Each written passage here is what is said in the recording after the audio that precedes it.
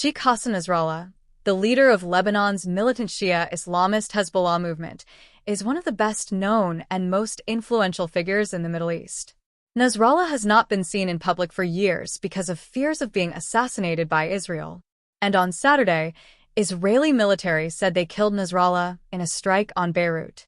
Hezbollah is yet to comment.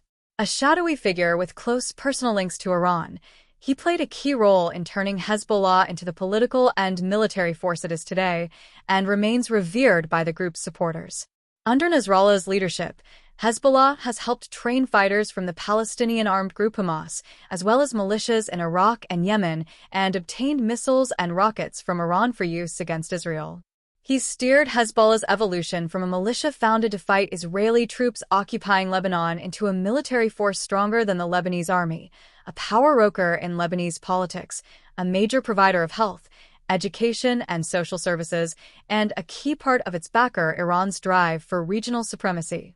Born in 1960, Hassan Nasrallah grew up in Beirut's eastern Borj Hamoud neighborhood, where his father Abdul Karim ran a small greengrocer's. He was the eldest of 9 children. He joined the Amal movement, then a Shia militia, after Lebanon descended into civil war in 1975. After a short spell in the Iraqi holy city of Najaf to attend a Shia seminary, he rejoined Amal in Lebanon before he and others split from the group in 1982, shortly after Israel invaded Lebanon in response to attacks by Palestinian militants.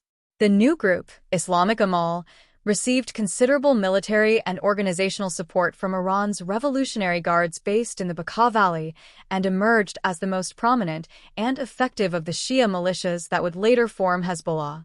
In 1985, Hezbollah officially announced its establishment by publishing an open letter that identified the U.S. and the Soviet Union as Islam's principal enemies and called for the obliteration of Israel, which it said was occupying Muslim lands. Nasrallah worked his way up through Hezbollah's ranks as the organization grew. He said that after serving as a fighter, he became its director in Baalbek, then the whole Bekaa region, followed by Beirut.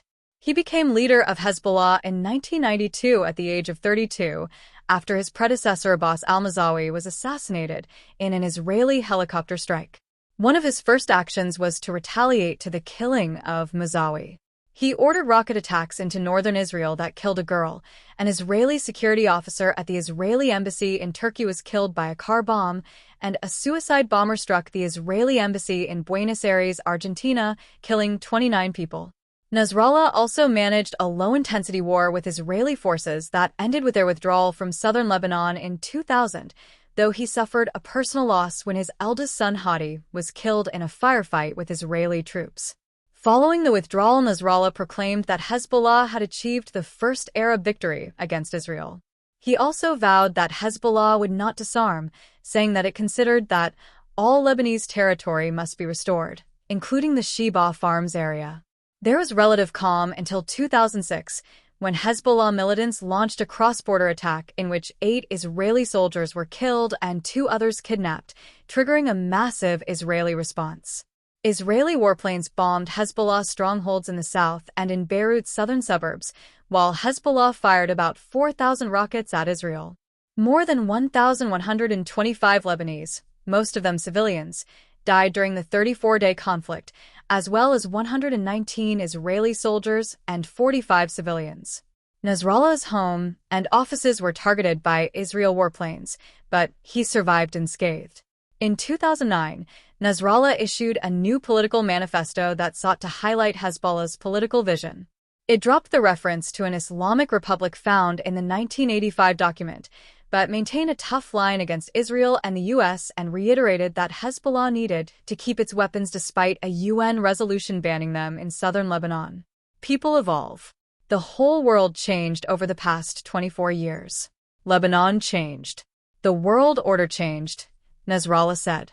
4 years later, Nasrallah declared that Hezbollah was entering a completely new phase of its existence by sending of fighters into Syria to help its Iran-backed ally, President Bashar al-Assad, put down a rebellion.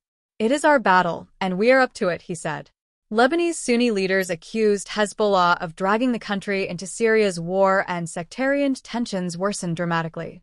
In 2019, a deep economic crisis in Lebanon triggered mass protests against a political elite long accused of corruption, waste, mismanagement, and negligence. Nasrallah initially expressed sympathy with the calls for reforms, but his attitude changed as the protesters began demanding for a complete overhaul of the political system. On October 8, 2023, the day after the unprecedented attack on Israel by Hamas gunmen that triggered the war in Gaza, previously sporadic fighting between Hezbollah and Israel escalated. Hezbollah fired at Israeli positions in solidarity with the Palestinians. In a speech in November, Nasrallah said the Hamas attack had been 100% Palestinian in terms of both decision and execution, but that the firing between his group and Israel was very important and significant. The group launched more than 8,000 rockets at northern Israel and the Israeli-occupied Golan Heights. It also fired anti-tank missiles at armored vehicles and attacked military targets with explosive drones. The Israel Defense Forces, IDF, retaliated with air strikes and tank and artillery fire against Hezbollah positions in Lebanon. In his most recent speech, Nasrallah blamed Israel for detonating thousands of pagers and radio handsets used by Hezbollah members, which killed 39 people and wounded thousands more, and said it had crossed all red lines. He acknowledged the group had suffered an unprecedented blow. Shortly afterwards, Israel dramatically escalated attacks on Hezbollah, launching waves of bombing that killed nearly 800 people. Thanks for watching. Please subscribe.